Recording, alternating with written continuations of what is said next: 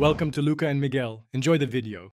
You start by confirming the game is patched and the relevant DLC is active.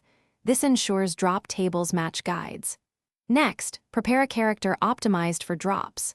Equip items that raise luck or drop rate and set transformations to boost clear speed.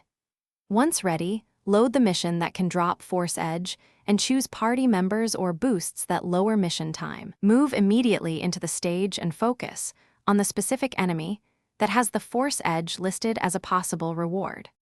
You now refine how you run each attempt.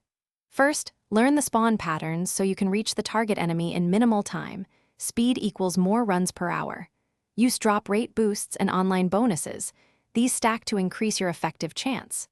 During combat, clear adds fast and reserve heavy finishers for the specific enemy to maximize loot roll opportunities. If possible, rotate characters or hosts to reset spawn seeds. That often improves variance and keeps runs efficient.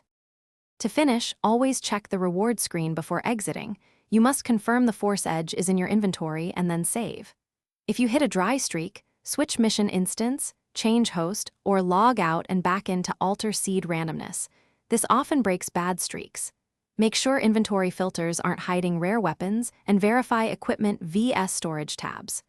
One key troubleshooting tip: if drops stop entirely, verify game version and DLC presence.